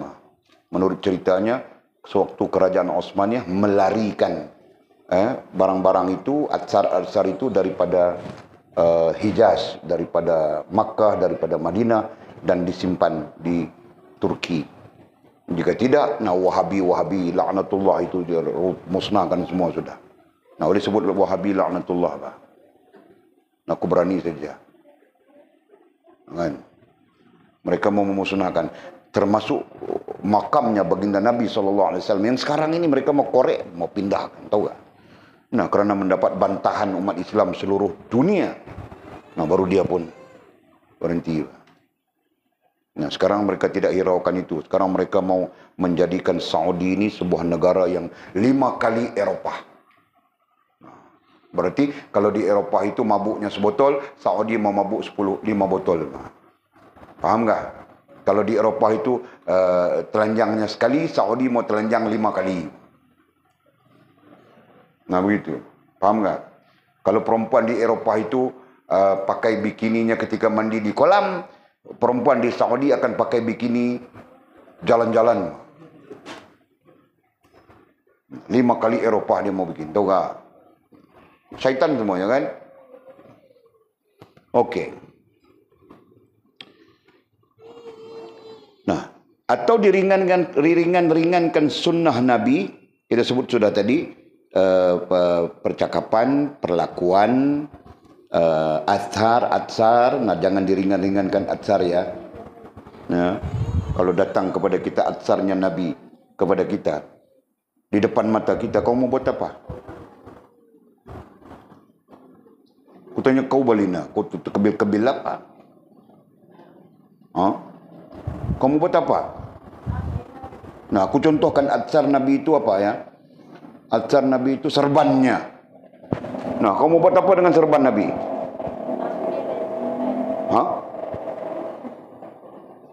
Apa?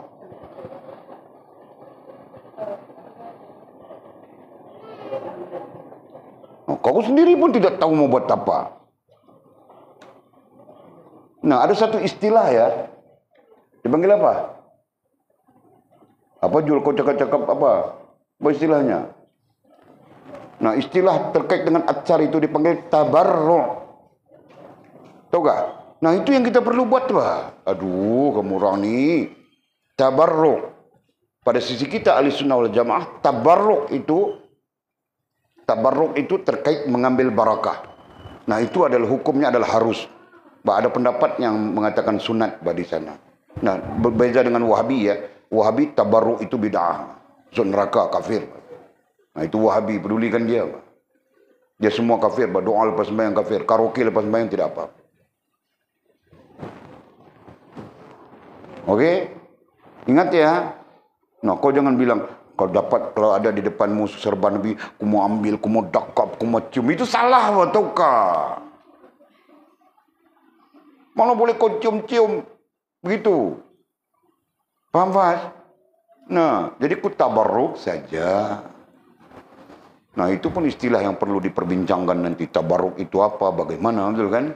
Nah, jangan sampai kita tabarruk yang sesat. Nah. Okey? Nah, atau diringan-ringankan sunnah Nabi seperti, nah, musannif mendatangkan contoh. seperti bahawa dikata baginya. Orang bercakap dengan dia, kita bercakap dengan seseorang, ya. Kita cakap dengan dia. Kerat olehmu kukumu. Nah, kita bilang dia bos, bro, brother, atau apa yang kau panggil lah. Kan? Kau panggil dia apa? Kawan, apa? Nah, kau bilang dia kerat lah kuku, tengok kuku dia panjang-panjang kan. Ini pun satu masalah juga bahwa orang suka simpan kuku panjang-panjang ni. Ada satu hadis. Tapi hadis ini hasan saja makamnya. Dan bukan hadis muhkamat. Tidak sampai kepada muhkamat. Hadis yang Walid mau sebut ini. Mungkin ada hadis yang lain mendukung. Bahwasanya syaitan katanya. Iblis syaitan. Beranak pinak dia di bawah kuku-kuku kita yang tersimpan panjang. Ada hadis tentang itu. Kuku kita yang panjang-panjang. Dan nanti iblis beranak pinak di situ rupanya. Syaitan beranak pinak. Jangan kau tanya. Iblis beranak pinak. Kau terkejut beruk di situ. Ya kan? Nah, itu ada metodenya sendiri kan. Iblis, syaitan ini. Jadi jaga. Paham kan? Nah, jangan panjang-panjang kuku bah. Selain daripada basuh berak nanti lekat tai di situ. Betul kan? Okey, kerat olehmu. Nah, kita bercakap dengan seseorang. Kerat olehmu kukumu. Kita bilang begitu. Ya, ini cakap bahasa. Ini bahasa lama ya. Kerat olehmu kukumu. Kerana mengerat kuku itu sunnah Nabi. Nah, kita bilang begitu kepada dia. Potonglah kau punya kuku. Lagipun potong kuku itu sunnah Nabi SAW. Nah, kita cakap begitu kepada dia. Maka jawab orang yang kita anjurkan supaya mengerat kuku itu tadi. Nah, dia bilang, tiada mau aku mengerat dia. Dia bilang begitu. Para ulama berpendapat jika sekadar itu, nah tidak memudaratkan, tidak memudaratkan dirinya. Aku tidak mau kerat. Tetapi jika dia lanjutkan, dan jika ada ia sunnah Nabi sekalipun, nah jika dia lanjutkan begitu dengan perkataannya ya, dia lanjutkan begitu, maka orang itu jadi kafir. Nah, itu tentang kerat kuku saja. Paham ke Fas? Nah, itu tentang apa? Tentang sunnahnya Nabi potong kuku, kerat kuku, potong kuku kan? Nah, itu saja, Pak. Jika kau meringan-ringankan sunnah Nabi tentang potong kuku, kau ringan di mana? Tidak, aku tidak mau potong kuku, Bang. Aku tidak mau potong kuku, aku tidak mau kerat kuku. Sunnah Nabi sekalipun. Nah, kau ringankan di situ. Ya. Jika aku tidak mau potong, tanpa kau sandarkan, kau kaitkan dengan sunnah Nabi, nah di sana para ulama mengatakan tidak sampai, tidak menggugurkan imannya, tidak membatalkan Islamnya. Tetapi apabila disandarkan kepada sunnah Nabi, nah ketika itu kau sudah meringan-ringankan sunnah Nabi itu. Nah itu yang menyebabkan jadi kafir. Sebab itu fatwanya di sini, maka orang itu jadi kafir. Orang mana? Orang yang meringankan sunnah Nabi itu tadi. Paham kah? Nah demikian. Nah itu tentang kuku saja. Bayangkan tentang sesuatu yang lebih bersifat apa ya? Bersifat agama. Apa benda? Seperti tekuk budak. Apalagi yang bersifat agama. Apalagi yang bersifat hukum syariat. Nah itu kan. Yang bersifat sunnah saja. Sunnah itu kecil kan, tentang kuku, tentang mengerat kuku. Nah, apa ada tentang mengerat kuku kecil saja kan? Nah, tetapi karena dia sunnah, maka dia menjadi besar. Paham nggak? Nah, gitu, Pak. Kenapa menjadi besar? Nah, kita sebut karena dia sunnah. Apalagi menyebabkan dia besar? Karena dia nabi, karena dia wasilah, karena dia adalah agamamu. Nah, itu. Jelas ya? Masya Allah. Jika tentang sunnah mengerat kuku saja boleh menyebabkan jadi kafir. Nah kita bayangkan hal yang terkait iman, hal yang terkait Islam, hal yang terkait ihsan. Nah, mudah-mudahan Allah memelihara kita. Mudah-mudahan Allah menjaga kita. Malam ini kita berjumpa sudah kecil saja sunnah. Tentang hal yang kecil saja boleh menyebabkan jadi kafir. Betapa hal yang besar. Ya. Nah berhati-hatilah. Mudah-mudahan ya terpelihara iman kita. terjaga iman kita sampai kita menghadap Allah SWT. Amin ya rabbal alamin. Nah, kita berhenti di situ, kemudian kata musannif, dan barang siapa menghalalkan yang haram. Wallahu a'lamu bishawabihi au kama qala.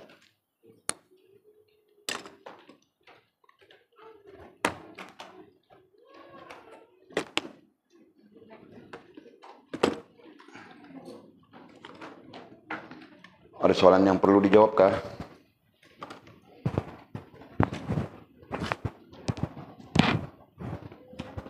Tidak. Semua pahamlah kah? Semua paham. Tidak ada yang tidak paham. Melainkan pahamlah kah?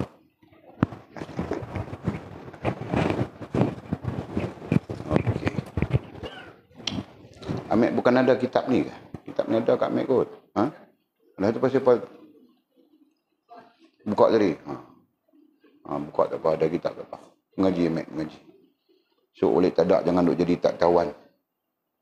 Oleh pun tak punya hari ya.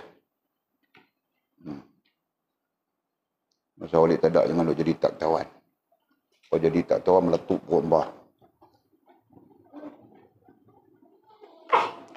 Dah ada soalan? Tidak. Okey. Bismillahirrahmanirrahim.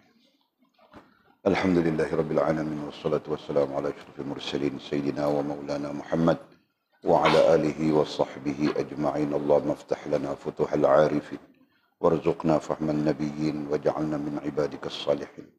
اللهم اهدنا الصراط المستقيم صراط الذين أنعم الله من النبيين والصديقين والشهداء والصالحين. اللهم ربنا افتح بيننا وبين قومنا بالحق وأنت خير الفاتحين. اللهم أعنا على ذكرك وشكرك وحسن عبادتك. اللهم فقهنا في الدين وعلمنا التأويل. اللهم فقهنا في الدين وعلمنا التأويل. اللهم فقهنا في الدين وعلمنا التأويل. وصلى الله على سيدنا محمد وعلى آله وصحبه وبارك وسلم. الحمد لله رب العالمين. تقبل الله منا.